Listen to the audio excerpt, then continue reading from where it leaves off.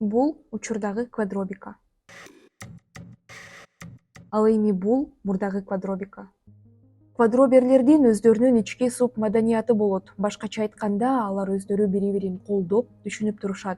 Алардын ою боюнча квадробингдин эч кандай зыяндуулугу жок, тек гана пайдасы бар. Аны жөн гана оюн катары көрүшөт.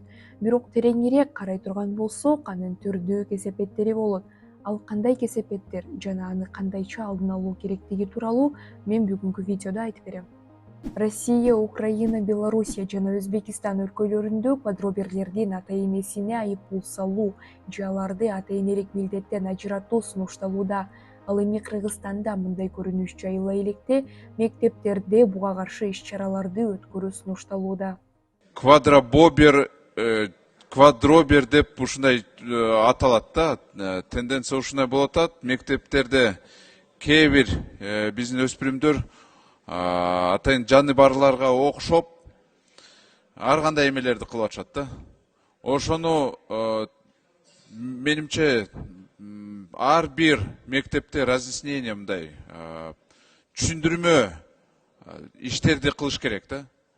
Ошого барбасын, мектептер дагы ошону карап чыксын деп ушундай сураныч менде. Билим берүү министрлиgiге тапшырманы берели.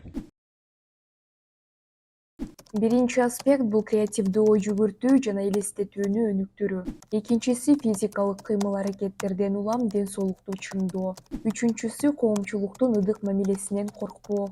Айрым учурларда квадроберлердин кыймыл-аракеттери чектен чыгып, адамдарды тыткылап, тиштеп, жада калса ит, мышыктар үчүн арналган тамак ашты жеп жаткан видеолор да байкалган. Быйыл 30 августта орусиялык ырчы Мия Бойко өзүнүн концертинде сахнага мышыкты образдаган кичинекей кызды чакырган видеосу коомчулуктун кызуу талкуусуна алынган.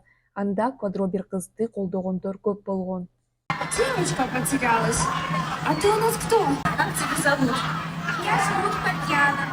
Марьяна, можешь сразу, пожалуйста, всем ответить на вопросы, интересующие меня уж так точно? Ты тут у нас котенок или ты квадробер? Не дай бог.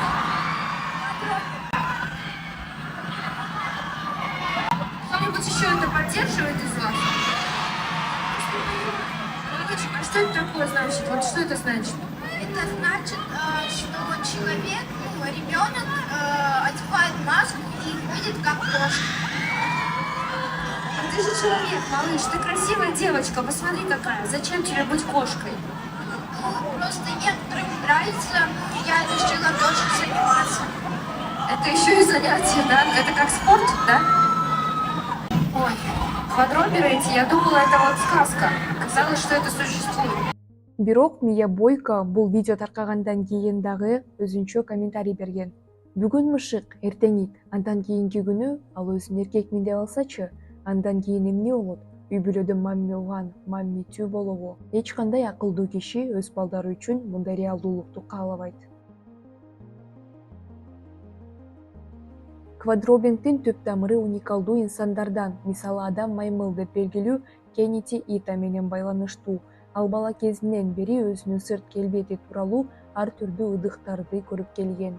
Күндөрдүн биринде Ита зоопаркта патос породасындагы маймылдын аябагандай ылдамдыкта чуркагандыгын көрүп, 9 жыл бою маймылдардын кыймыл-аракеттерин изилдеп келген. Ита 15 секунд убакытта 100 метр аралыгын чуркагандыгы менен белгилүү болуп, жаңы дүйнөлүк рекордду орноткон. Ошондон бери квадробинг 4 буттап чуркоо уникалдуу спорттун бир түрү катары кабыл алынып калган. Квадробинг бир тараптан жеке адамдар үчүн кызыктуу сезилет, экинчи тараптан коом үчүн өтө кооптуу сезилет.